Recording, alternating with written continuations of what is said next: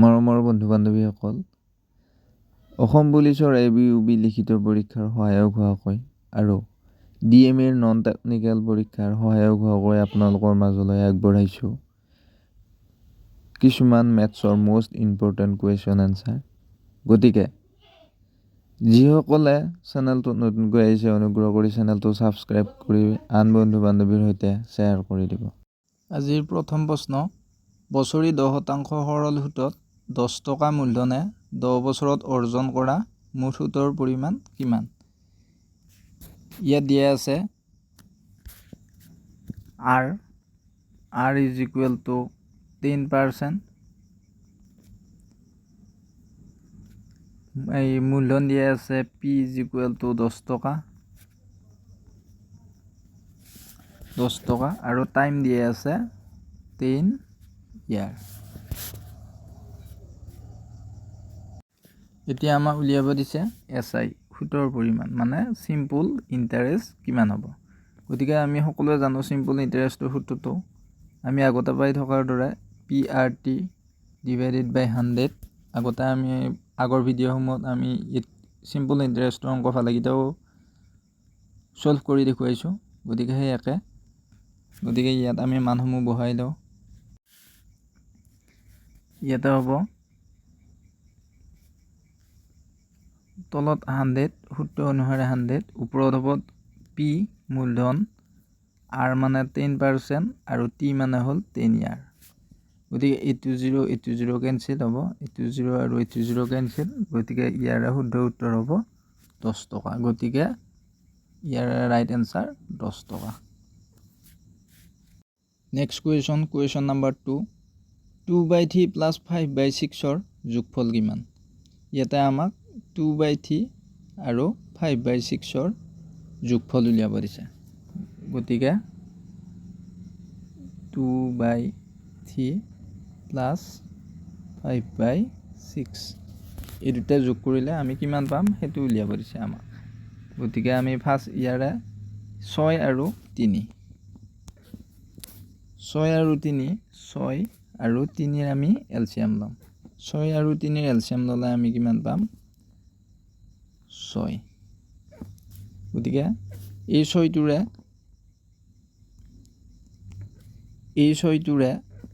এই 3টোক কিমান বাৰ যাব? দুবাৰ যাব। গতিকে 2ৰে আমি এইটো 2ক ইনটু কৰি ল'ম। গতিকে 2 দুগুণ কিমান? 4 প্লাছ এই 6টোৰে এই 6টোক কিমান বাৰ যাব? এবাৰ যাব, এবাৰ। গতিকে এই 1ৰে আমি এইটোক ইনটু কৰি ল'ম। গতিকে 1ৰে 5ক ইনটু কৰিলে আমি কিমান পাম?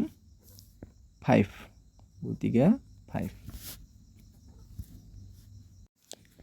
গতিকে এতিয়া ওপৰত থাকিলে কিমান? 9 আৰু তলত থাকিলে কিমান? 6।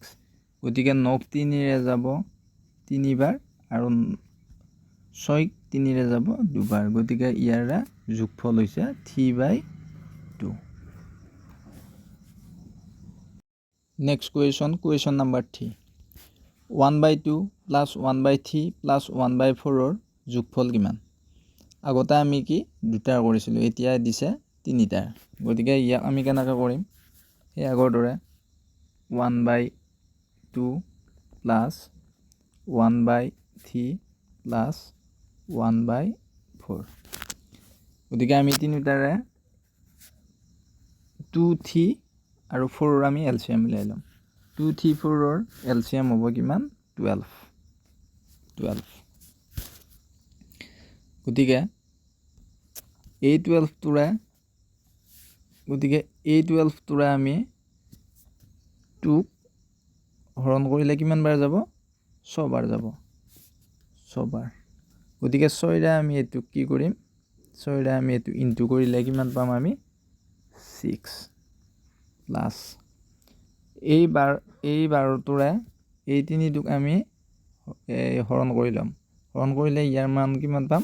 4। গতিকে এই 4ৰে এই 1ক ইনটু কৰিলে কিমান পাম? 4 প্লাছ নেক্সট এই 12টোৰে আমি এই 4টোক হৰণ কৰিম। এই 12টোৰে এই 4টোক হৰণ কৰিলে আমি কিমান পাম? 3। 3 গতিকে এই 3 ৰে 1 ইনটু কৰিলে আমি পাম 3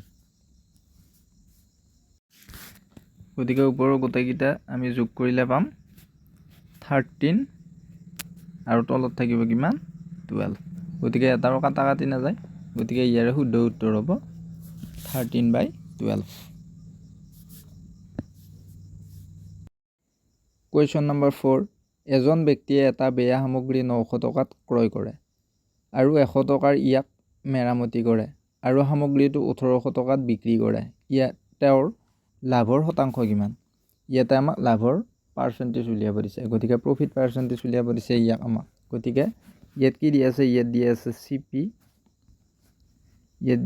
CP is equal to 900 আৰু SP দিয়া আছে কিমান 1800 টকা ইয়াতে আৰু এটা নতুন কথা দিয়া আছে মানে ইয়াত দিয়া আছে আমাক কি দিয়া আছে বস্তুটো কিমান টকা মেৰামতি কৰিছে বস্তুটো 100 টকা মেৰামতি কৰি বস্তুটো ভাল কৰিছে তাৰ পিছতহে কি কৰিছে বস্তুটো বিক্ৰী কৰিছে গতিকে ইয়াত CP ৰ লগত কি হ'ব 100 টো প্লাস হ'ব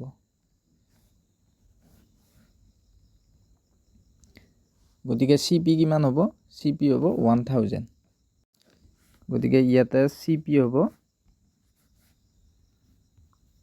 1000 টো কেনেকৈ পালো যিটো বস্তু আমি কি কৰিছিলে 900 টকাত কিনিছিলে তাৰ পৰা কি কৰিছে মেৰামতি কৰিছে 100 টকা বস্তুটো 100 টকাৰ মেৰামতি কৰিছে তাৰ পিছত নতুন ক্ৰয় মূল্য হ'ল কিমান 1000 টকা আৰু কিমানত বিক্ৰী কৰিছে 1800 টকা গতিকে নিশ্চয় প্ৰফিট হ'ব গতিকে ইয়াতে প্ৰফিট কিমান টকা প্ৰফিট হৈছে 1800 বিয়োগ 1000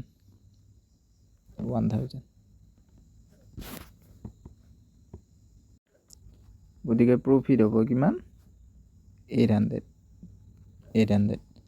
গতিকে ইয়াত আমাক কি উলিয়াব দিছে ইয়াত আমাক প্ৰফিট নহয় আমাক ইয়াত উলিয়াব দিছে প্ৰফিট পাৰ্চেন্টেজ গতিকে পাৰ্চেন্টেজ উলিয়াবলৈ হ'লে আমি কি সূত্ৰ ইউজ কৰিব লাগিব profit percentage is equal to profit divided by কি হ'ব কিহৰ ওপৰত ডিপেন্ড কৰে প্ৰফিট পাৰ্চেন্টেজ উলিয়াব CP ৰ ওপৰত গতিকে ক্ৰয় মূল্যৰ ওপৰত ইনটু 100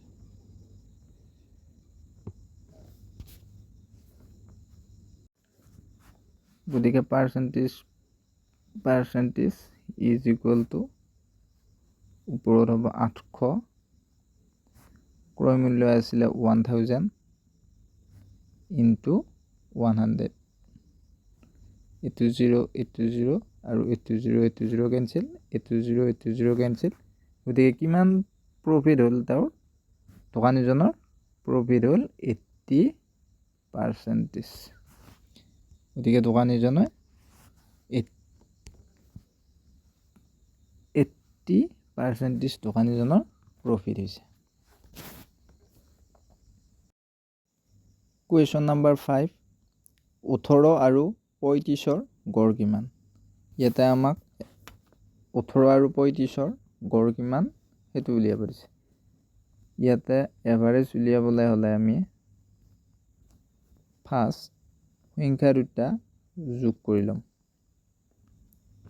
আৰু ইয়াতে কি আছে কিমানটা সংখ্যা আছে ইয়াতে সংখ্যা আছে এটা আৰু এটা গতিকে দুটা সংখ্যা আছে গতিকে আমি ইয়াক 2 ৰে হৰণ কৰি দিম গতিকে 8 পাছে কিমান 13 3 হাতে গ'ল 1 3 1 4 হাতে যোৱা 1 5 গতিকে 53/2 ইয়াৰে শুদ্ধ উত্তৰ হ'ব কিমান 53 2 ৰে ডিভাইড কৰিলে আমি কিমান পাওঁ 26.5 পাওঁ গতিকে শুদ্ধ উত্তৰ হ'ব 26.5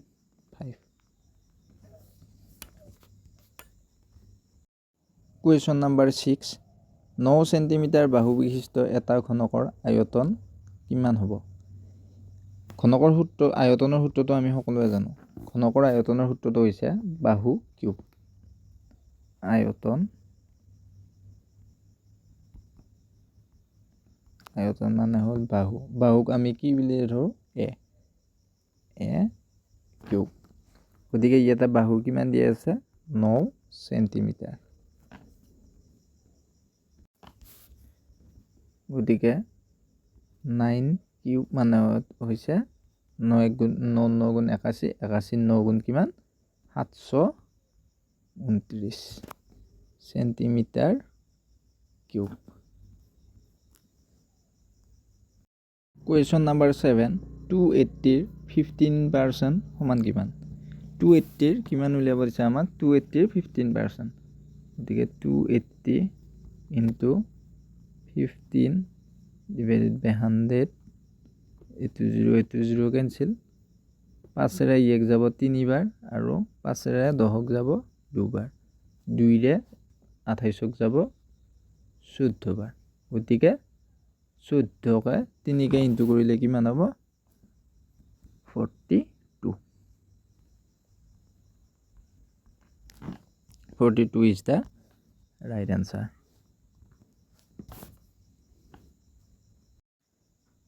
Question number 8 13:17 ডি গুণানুপাত কিমান? যদি আমাক এই দুটা সংখ্যাৰ ডি গুণানুপাত উলিয়াব দিয়া তেতিয়াহ'লে আমি প্ৰথমতে কি কৰি ল'ম? সংখ্যা দুটা স্কোয়াৰ কৰি ল'ম। মান ধৰা হ'ল a is to b। এই সংখ্যা দুটাৰ আমাক কি উলিয়াব দিছে? ডি গুণানুপাত। তেতিয়াহ'লে এই সংখ্যা দুটা আমি কি কৰি ল'ম? a square is to b square. a square আৰু b স্কোয়াৰৰ মান যিটো হ'ব সেইটোৱে হ'ব সেই a আৰু b ৰ ডি গুণানুপাত। গতিকে আমাৰ ইয়াতে দিয়া আছে 13 স্কোয়াৰ is to 17 স্কোয়াৰ। আমাক কি উলিয়াব দিছে? 13 আৰু 17ৰ ডি গুণানুপাত। গতিকে 13ক স্কোয়াৰ কৰিলে কিমান পাম আমি? 169 is to আৰু 17ক আমি স্কোয়াৰ কৰিলে কিমান পাওঁ? 189। গতিকে 13 আৰু কিহৰ হ'ব? 13 আৰু 17ৰ ডি গুণানুপাত হ'ব 169 is to 189 is the right answer.